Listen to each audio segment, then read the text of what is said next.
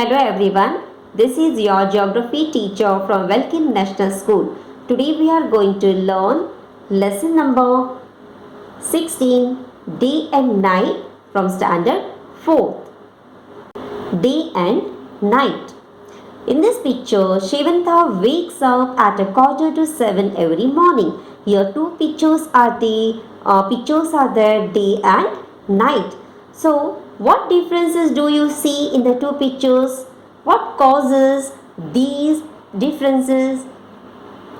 We live on the earth. The earth gets light from the sun. The earth shape is like that of a very large ball.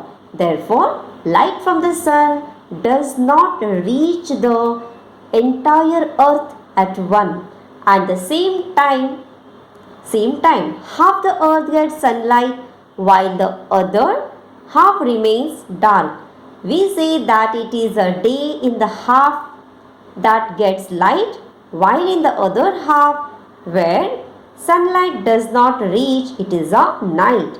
Every day we see day chasing night and then night chasing day. Night comes after day and then day follows night.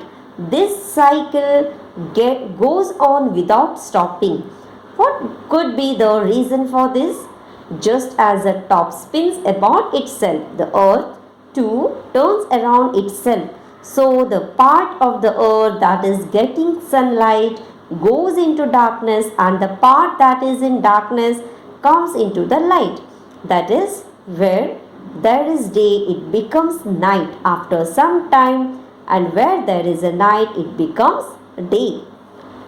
Students, do you know the sun rises in the east in the morning and moves towards the west?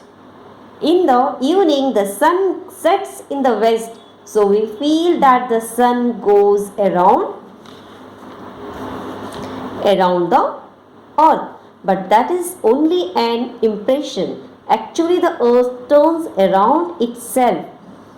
That's why we have day and night on the earth. This spinning of the earth around itself is called the rotation of the earth. The whole day has 24 hours, but are there always 12 hours of daylight and 12 hours of darkness? If that were true, we would have sunrise every morning at 6 o'clock and sunset every evening at 6 o'clock too. Let us see what really happens.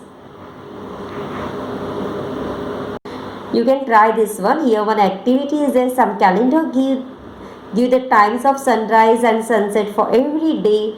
Take such a calendar for this year and use it to complete the following table. Try this one.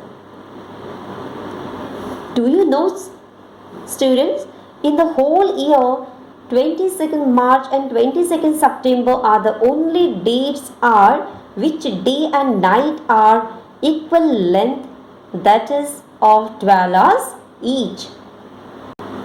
On March 22nd, day and night are both 12 hours long. Then, in our part of the earth, daytime increases slowly and night time decreases. This goes on till June 21st. On June 21st, our day is the longest and the night is the shortest. From June 21st, in our part of the earth, the daytime becomes shorter and shorter and nights becomes longer. This goes on till September 22nd. On September 22nd, our day is of 12 hours and the night too is of 12 hours. After that, the days continue to become shorter. The nights become longer. This goes on till December 22nd. On December 22nd, our night is the longest and the day is the shortest. From December 22nd, the day grows longer and the night shorter. This goes on till March 22nd. From March 22nd, this cycle repeats itself. When the days are longer and the nights are shorter, it is summer. And when the nights are longer and the days are shorter, it is winter.